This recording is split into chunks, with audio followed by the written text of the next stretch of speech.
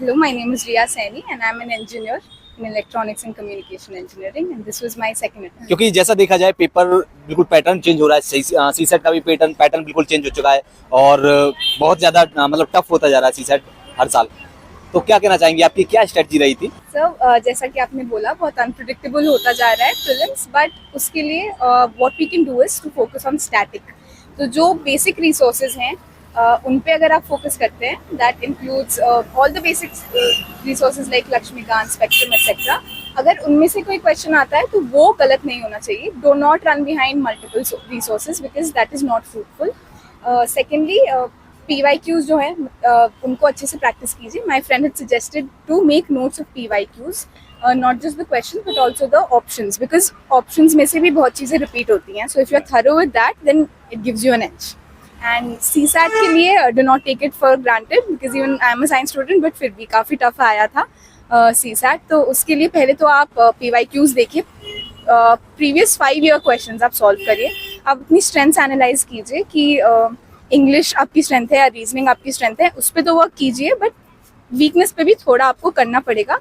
अगर आप कोई कोर्स एनरोल करना चाहते हैं तो वो कर लीजिए। दोस्तों, वीडियो में आगे बढ़ने से पहले आप लोगों के लिए एक बहुत ही जरूरी इन्फॉर्मेशन। जैसा कि आप जानते हैं यूपीपीसीएस 2025 का प्रीलिम्स हो चुका है और अगर आप यूपीपीसीएस 2026 के बारे में सोच रहे हैं तो पीडब्ल्यू यूपीपीएससी वाला आपके लिए एक बहुत ही अच्छा ऑप्शन हो सकता है। और इनके फाउंडेशन बैच की क्लासेस भी स्टार्ट हो रही है। इनके सभी बैचेस में आपको मिलेगा live and recorded classes, daily practice papers, daily mains practice, daily class notes, full length test, PYQ analysis और भी बहुत कुछ, वो भी बहुत ही ज्यादा अफोर्डेबल प्राइसेस में है। जैसे कि यूपीपीएससी 2026 के लिए सर्व सक्षम और सर्वप्रथम सिर्फ 4,999 रुपए में। उसी तरह 72 बीपीएससी के लिए फाउंडेशन बैच सर्व सक्षम 2.0 और सर्वप्रथम 2.0 भी सिर्फ 4,999 रुपए में। और इस डिस्काउंट पर अगर आप और भी ज्यादा डिस्काउंट चाहते हैं तो मेरा कूपन कोड MB500 का इस्तेमाल कीजिए और पाइए 1,000 रुपए तक का एक्स्ट्रा डिस्काउंट। एंड एक और इंपॉर्टेंट बात, मेरे कूपन कोड का इस्तेमाल आप पीडब्ल्यू प्लेटफॉर्म पर बाकी स्टेट PSC एग्जाम्स जैसे कि MPPSC, BPSC, UPPCS, MPSC या OPSC जैसे एग्जाम्स के कोर्सेज में भी कर सकते हैं और ऑफर का फायदा उठा सकते हैं। तो देर मत कीजिएगा, ऑफर लिमिटेड टाइम के लिए है। एंड यस, मेरा कूपन कोड MB500 का इस्तेमाल जरूर कीजिएगा ताकि आपको एक्स्ट्रा बेनिफिट मिल सके। अब चलिए वीडियो पर वापस आते हैं।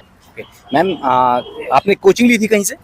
नहीं, मैंने कोचिंग नहीं ली, लेकिन मैंने मॉक टेस्ट सीरीज ली है। और मैम अगर टेस्ट सीरीज की बात करें, जैसा कि आपने कहा, टेस्ट सीरीज एंड PYQs कितने ज्यादा इंपॉर्टेंट हैं और दोनों में से किस पर ज्यादा फोकस करना चाहिए? मतलब ज्यादा रिलाई किस पर कर सकते हैं? क्या टेस्ट सीरीज पर ज्यादा फोकस करना चाहिए या फिर PYQs पर ज्यादा फोकस करना चाहिए? आई थिंक दोनों इंपॉर्टेंट है, बट PYQ से आपको पता चलेगा कि एग्जैक्टली आपको पढ़ना क्या है और कैसे पढ़ना है। तो PYQs आप पहले even before reading the chapter आप पहले PYQs उसके देखिए, जिससे आपको एक आइडिया लगेगा कि आपको क्या पढ़ना है।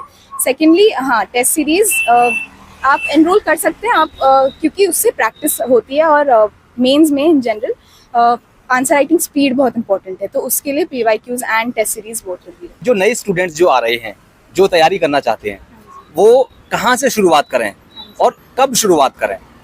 तो आई थिंक ये तो बहुत ही सब्जेक्टिव क्वेश्चन है कि कब शुरुआत करें, बट इतना ज़्यादा वो नहीं करना चाहिए कि 10th 12th से ही लग गए हैं शुरुआत करने। आई थिंक इंजीनियरिंग के लास्ट ईयर से मैंने स्टार्ट किया था प्रिपेयर करना, तो उसके बाद मैंने 1 साल ड्रॉप किया था। तो उसमें आई थिंक सर 1-2-3 साल अगर आप अच्छे से, लेकिन ट्रू टू योर सेल्फ अगर आप ढंग से पढ़ाई करते हैं तो वो हो सकता है आप। मैम अपने रिसोर्सेज क्या क्या फॉलो किए, रिसोर्सेज के बारे में बताएंगी और जो वैल्यू एडिशन किया उनमें? बहुत ही बेसिक रिसोर्सेज थे। पॉलिटी के लिए लक्ष्मीकांत, फिर स्पेक्ट्रम फॉर हिस्ट्री, ज्योग्राफी के लिए NCERT थी, but I did not find that sufficient, तो उसके लिए PMFIS नोट्स मैंने रेफर किए थे। और उसके अलावा science and tech, current affairs के लिए वही न्यूज़पेपर एंड मंथली मैगजीन या कोई भी मंथली मैगजीन। मैम एक और चीज़, आपने NCERT का जिक्र किया तो मैं ये पूछना चाहूँगा, क्या NCERT सभी सब्जेक्ट्स की NCERT पढ़नी चाहिए स्टूडेंट्स को या फिर एक आध सब्जेक्ट की जो कोर सब्जेक्ट्स हैं उनकी स्किप भी कर दिया जाए तो चलेगा? डिपेंड करता है, अगर आपको अपने फाउंडेशन स्ट्रॉन्ग करने हैं या फिर आपको लगता है वो लैकिंग है तो आप कर सकते हैं start, but I don't think it's sufficient. मतलब ज्योग्राफी में भी सिर्फ NCERT से मुझे नहीं लगता सफिशिएंट, और बाकी एंशिएंट के लिए NCERT is important, you can refer to that. Okay ma'am, अब मैम अगर मैं बात करूँ मेंस की, तो मेंस में आंसर राइटिंग की आपकी अप्रोच क्या रही थी? आपने किस तरह के आंसर लिखे थे? चाहे आप मॉक टेस्ट सीरीज की बात करें या फिर एग्जाम हॉल की बात करें, किस तरह की स्ट्रेटजी आपने फॉलो करी थी? सर आंसर राइटिंग में पहले तो मैंने ये किया था कि पहले एक बार पूरा सिलेबस कर लिया था, उसके बाद मैंने आंसर राइटिंग स्टार्ट की थी। उससे पहले PYQs मैंने देखे थे, तो मॉडल आंसर्स जो होते हैं PYQ के वो नेट पे अवेलेबल होते हैं डिफरेंट वेबसाइट्स पे, तो उनको फिर मैंने पहले लिख के उनसे रेफर किया।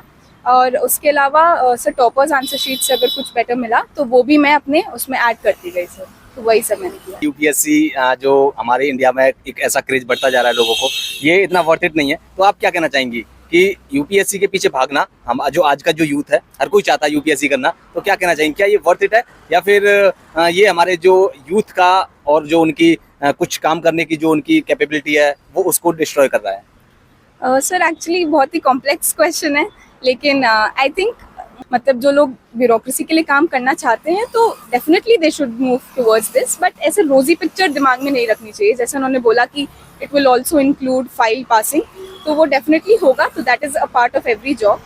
बट उसके अलावा आई थिंक एक असेसमेंट खुद को पर्सनली करना चाहिए कि आप कितने साल इस एग्ज़ाम को देना चाहते हैं, कितना आप प्रोग्रेस कर रहे हैं थ्रू द स्टेजेस, और उसके हिसाब से पर्सनली भी आपको सोचना चाहिए, और प्लान भी अगर है तो वो भी आप कर सकते हैं। अटेम्प्ट दे रही है, उनको क्या एडवाइस देना चाहेंगे आप? पहले तो टेम्परामेंट अपना शांत रखिए, फेलियर को एक ऑप्शन लेके चलिए। ऐसा मत सोचिए कि ये अगर नहीं हो पाया तो मैं ख़त्म हो जाऊंगा, ऐसा कुछ नहीं है, क्योंकि ये मैंने फर्स्ट अटेम्प्ट में सोचा था और उस वजह से मेंटल स्ट्रेंथ मेंटल हेल्थ में इम्पैक्ट हुई थी और मैं प्रीलिम्स में अच्छा नहीं कर पाई थी, तो वो है। और सेकेंडली वही रिसोर्सेज मिनिमम रखिए, PYQs पे इस टाइम फोकस करिए, भागे मत बाकी रिसोर्सेज। तो इसी के साथ में वीडियो का एंड करते हैं and thank you ma'am, all the best ma'am. Thank